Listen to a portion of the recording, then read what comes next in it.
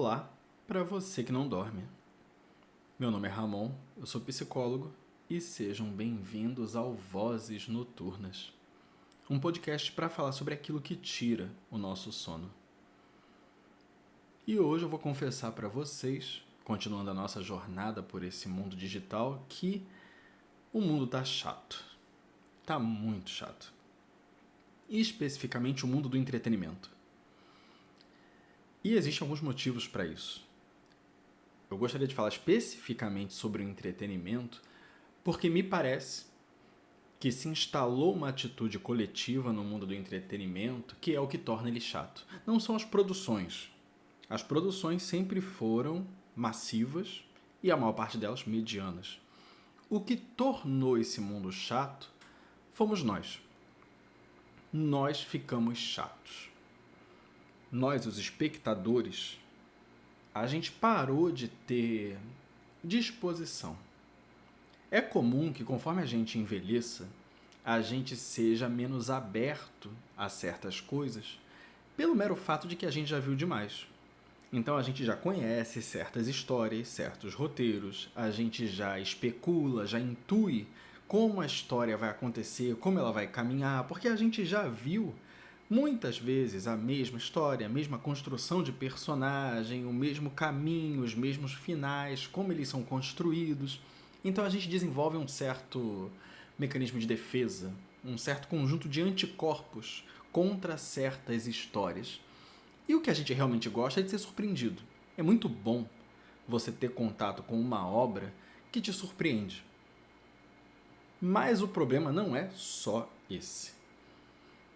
Eu vou usar, no episódio de hoje, duas obras como exemplo para especificar o que eu estou tentando dizer.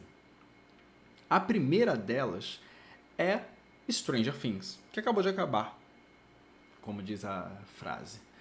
Não faz muito tempo, a gente teve o episódio final e vocês devem ter percebido que foi um descontentamento massivo. As pessoas disseram como foi ruim, esperamos tanto tempo por isso. É impressionante como não agradou ninguém. E a questão é, agradou. Várias pessoas se agradaram, mas o que pipocava nas redes sociais era uma grande e massiva insatisfação com a obra.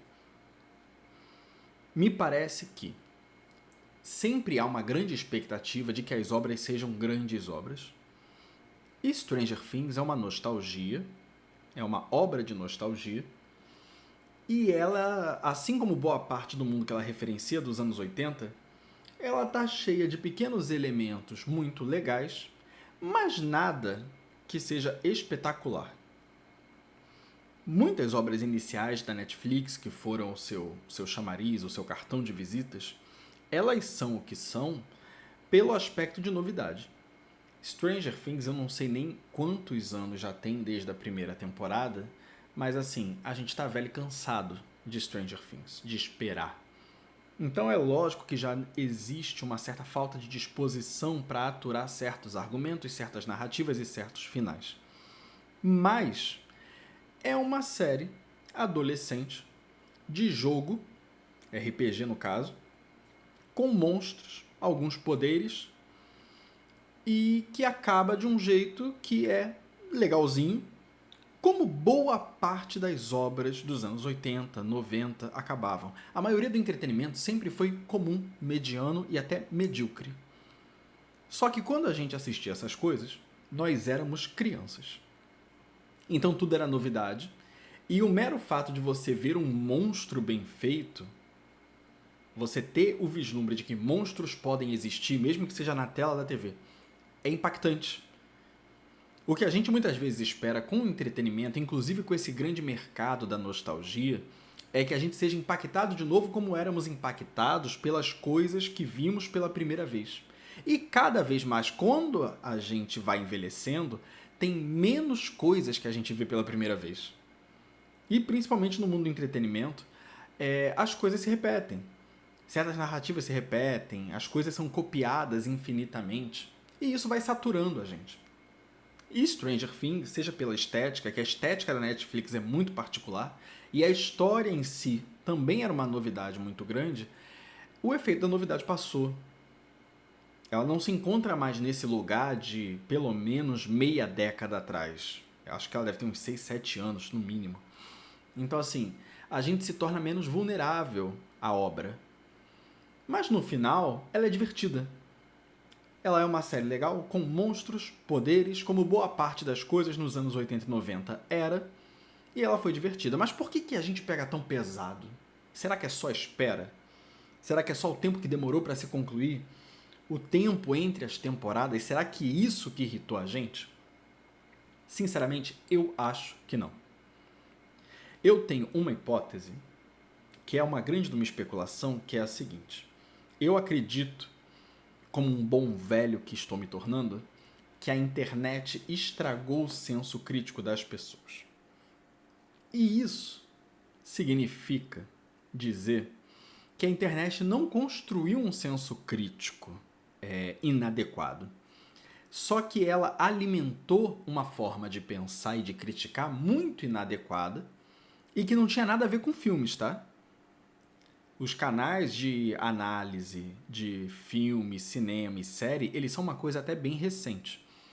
Na minha opinião, o fundamento da internet de muitos, mas muitos anos atrás, e eu remeto esse muitos anos atrás, até o canal do Felipe Neto, é que fez esse senso crítico acontecer desta forma. Por quê? Porque quando nasceu o canal lá do Felipe Neto, ele tinha um canal que era simplesmente reclamar das coisas. Era basicamente dar chilique reclamando das coisas. Uma parte significativa da internet cresceu reclamando das coisas. Quando você vai para boa parte dos fóruns, redes sociais, o que você tem são postagens de reclamação.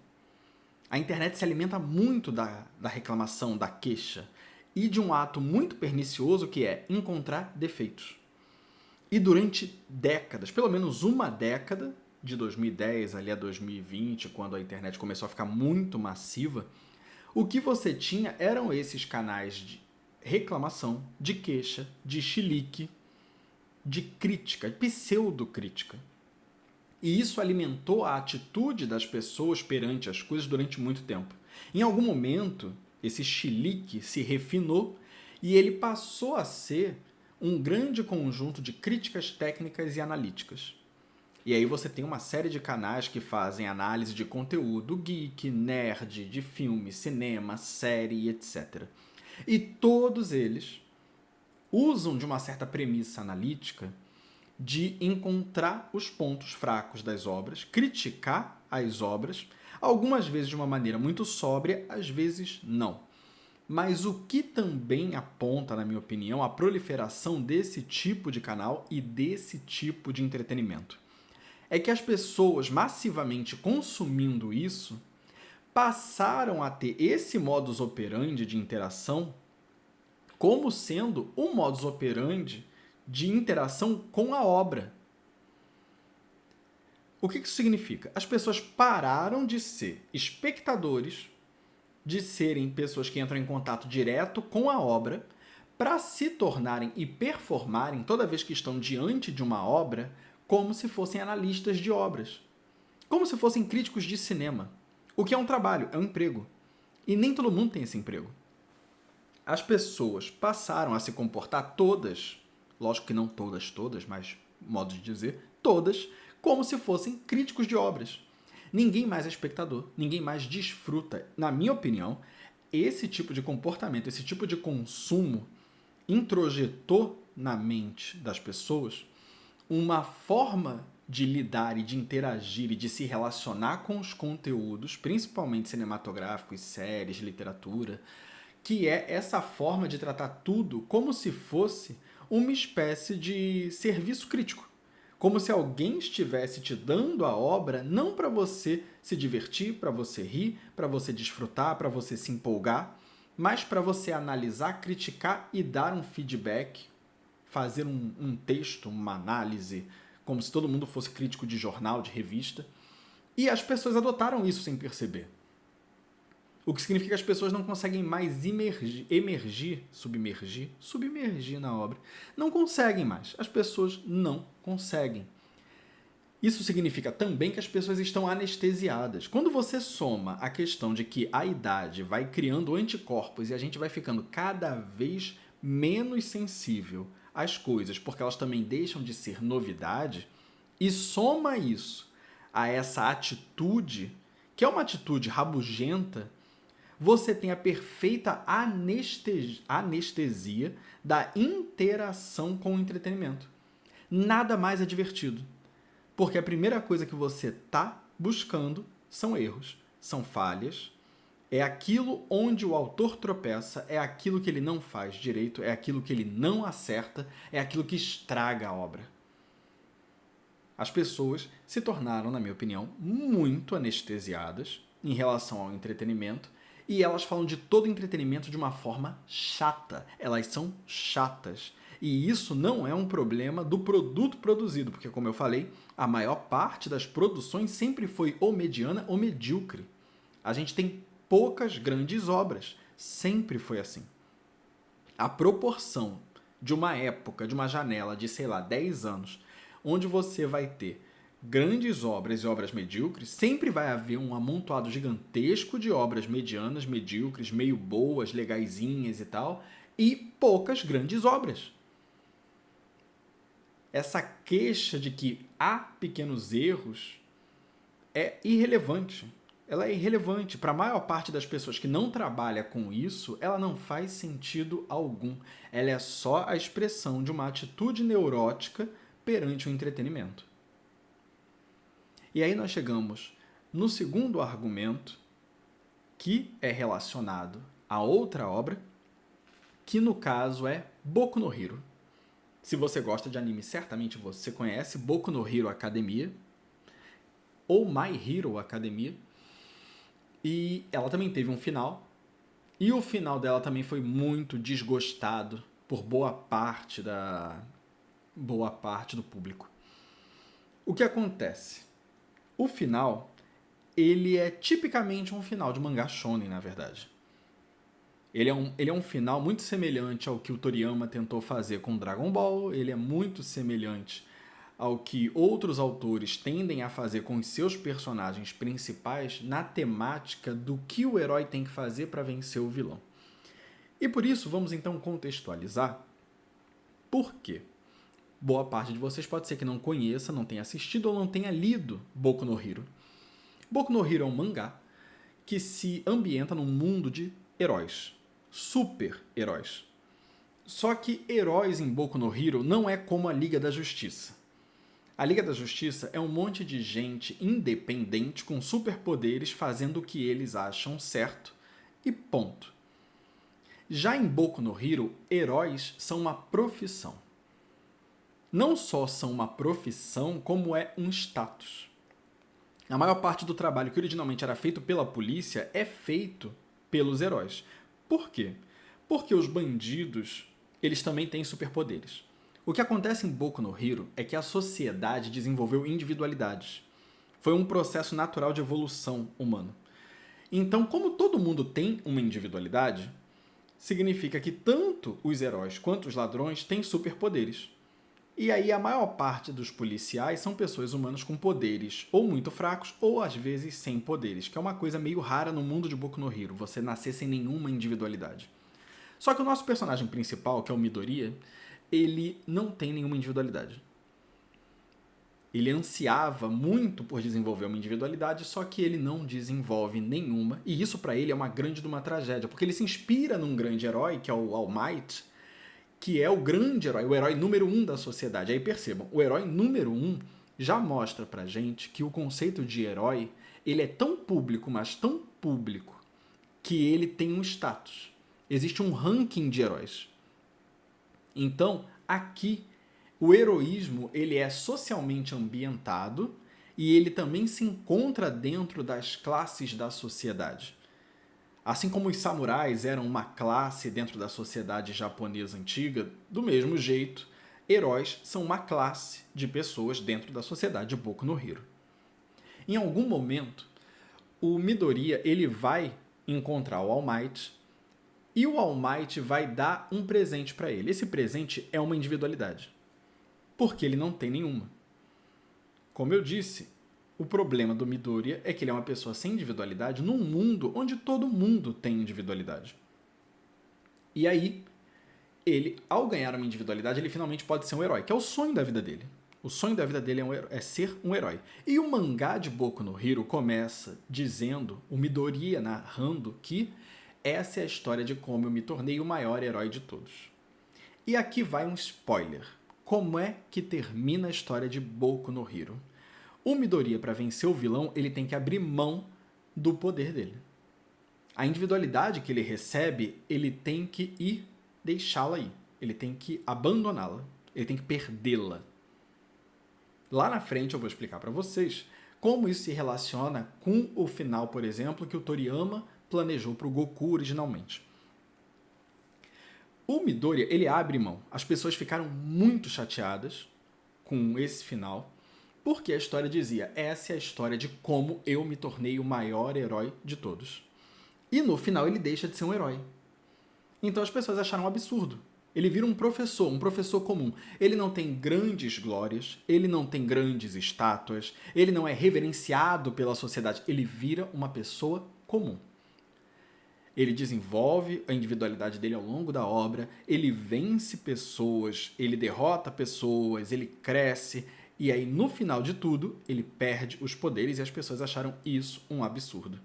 Só que esse é o final, é o único final digno e ao mesmo tempo é um final que já estava escrito previamente ao longo do mangá o tempo todo. O tempo todo já estava sendo dito frequentemente que o Midoriya ia perder o poder, ele ia perder a individualidade. E como é que isso está escrito e descrito? Primeiro, a gente tem que entender qual é o poder do Midoriya. Existem dois grandes poderes em Boku no Hero, e um deles é o All for One, que é o Todos por Um, que é a individualidade do vilão. É basicamente a habilidade de roubar individualidades e fazer com que a individualidade dos outros lute por você.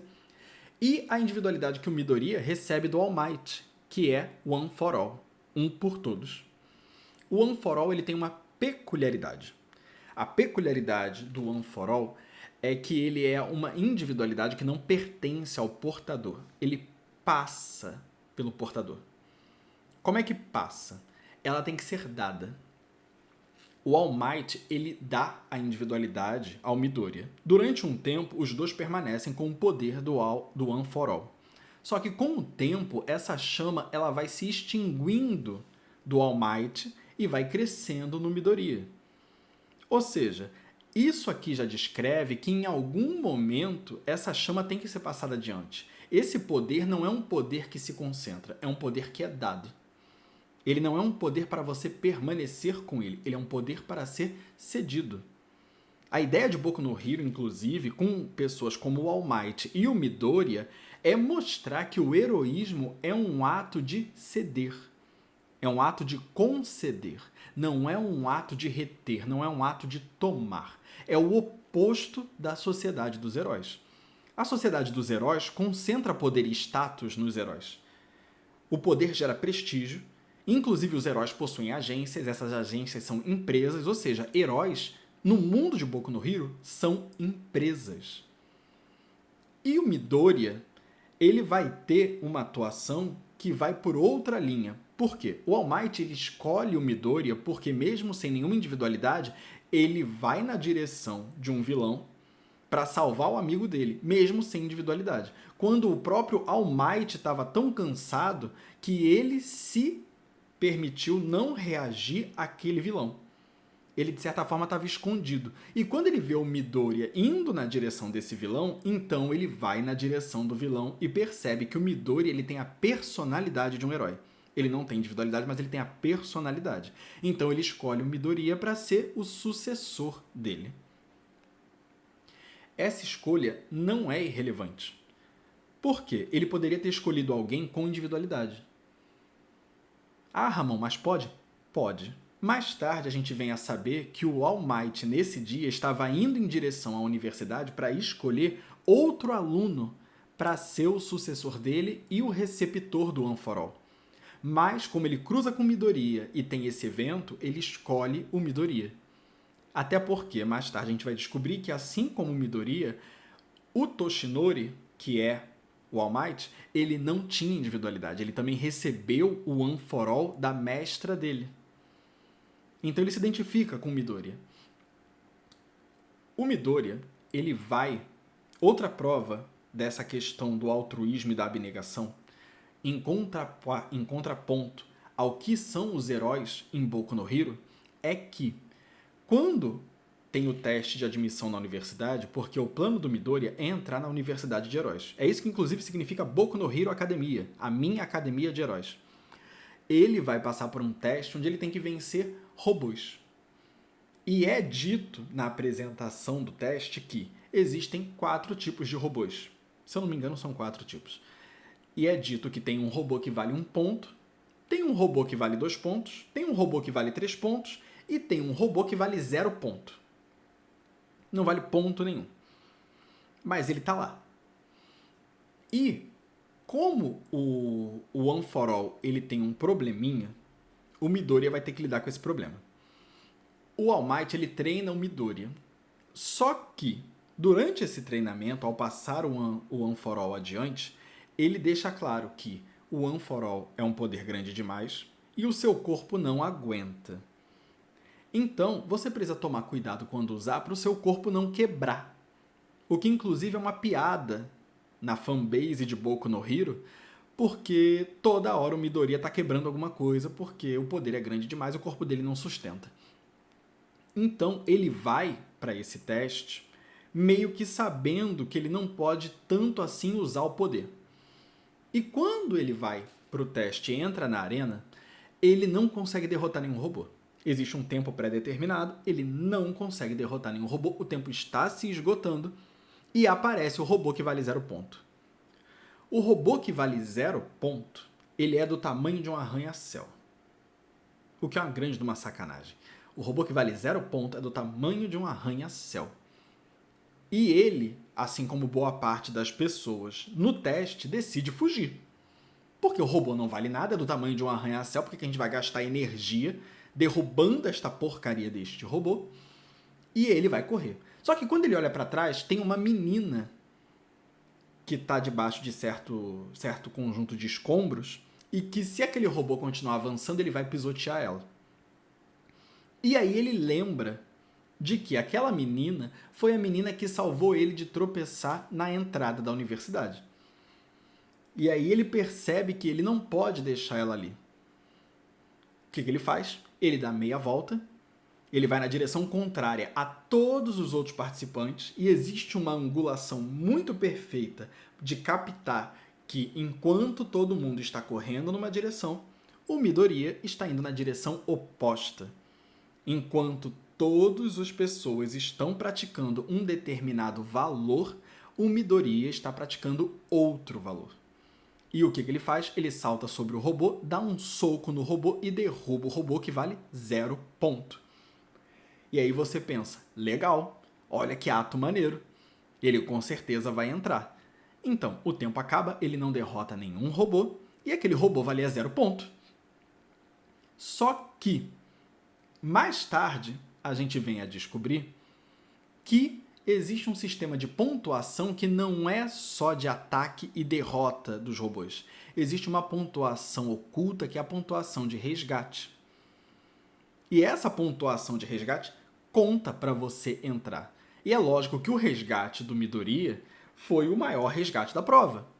Então ele entra, e durante o soco que ele dá, o All Might, que vai se tornar um professor da universidade, ele está enxergando tudo isso, e ele fala, finalmente, ele fala que finalmente alguém manifestou a melhor característica, a grande característica de um herói, que é o espírito de sacrifício.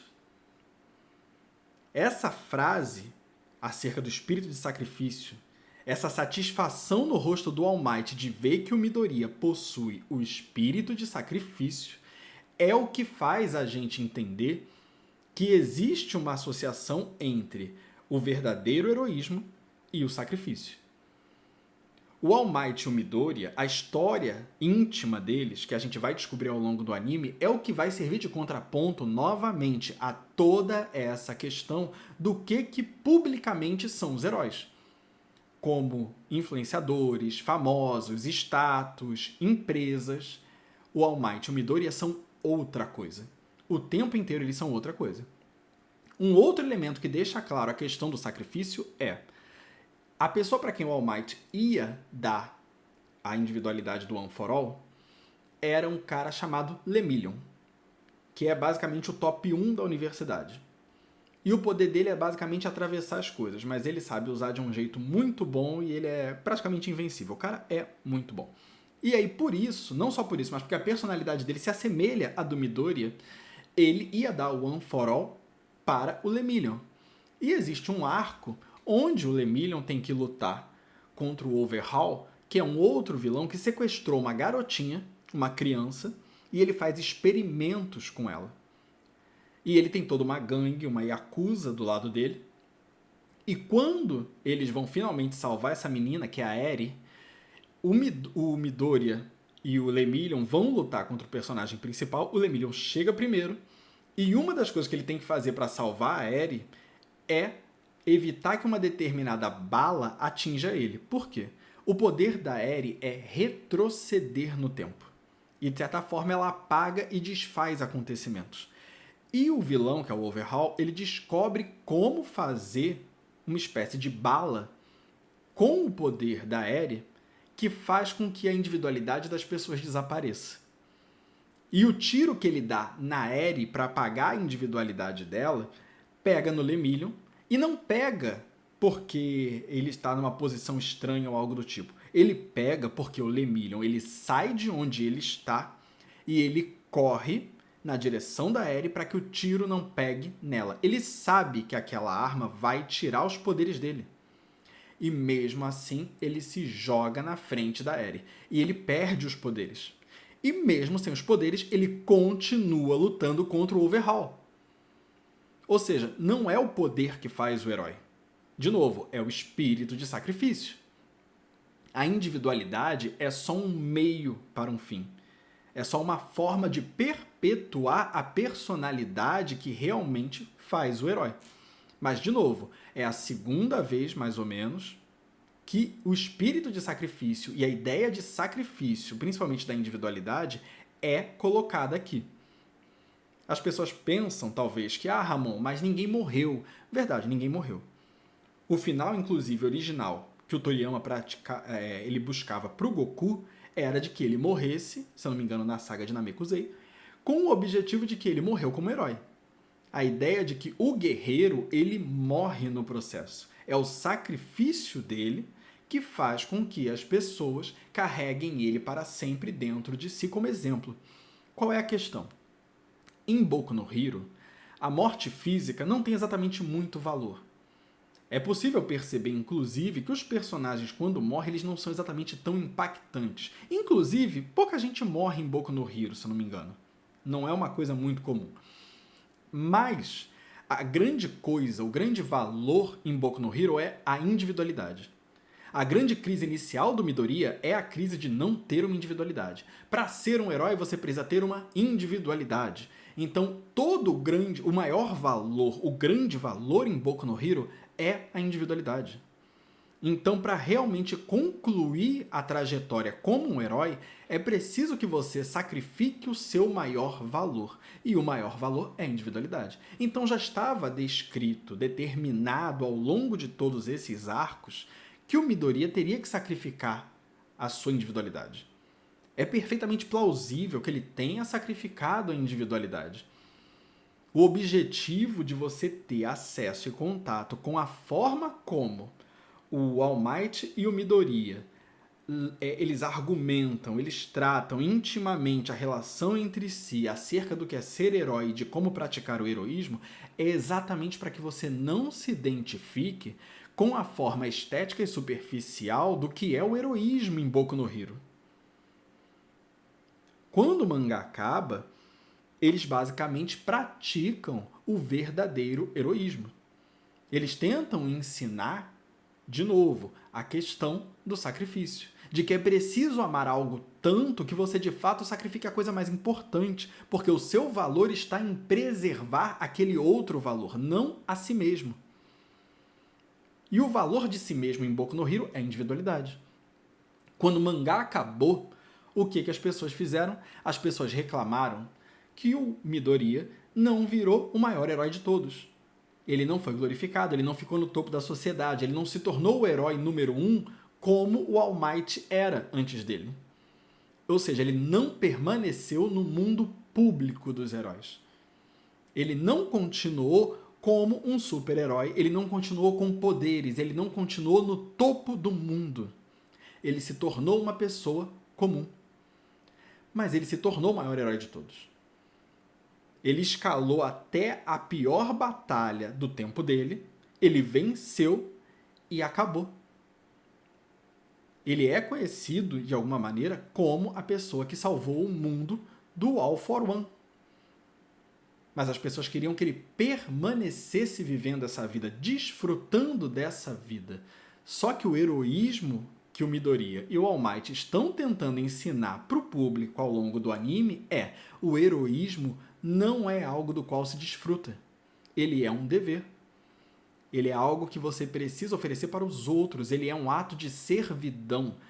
Ele não é um ato onde você se serve do mundo. Ele é um ato no qual você serve ao mundo. E as pessoas não entenderam absolutamente nada do significado de tudo isso ao longo de anos de mangá, ao longo de anos de anime, e reclamaram do Midoriya ter cumprido, do ponto de vista ético, a jornada dele perfeitamente. Essa ausência de compreensão, inclusive associada, no caso de Stranger Things, à coisa de olhar tudo com um olhar muito crítico, a incapacidade, inclusive, de voltar a ser criança para desfrutar das coisas como se fosse algo pela primeira vez ou alguma coisa perto disso. Olhar com olhos de público, de alguém que desfruta, que é alguém que está buscando se entreter, alguém não rabugento. Essa ausência, a falta dessa atitude disposta, essa atitude de boa fé, é o que até o momento, na minha opinião, está prejudicando e impossibilitando boa parte das pessoas de desfrutar e aproveitar obras só porque elas não correspondem às suas expectativas. Mas existe muita coisa boa para ser aproveitada na vida fora das suas expectativas.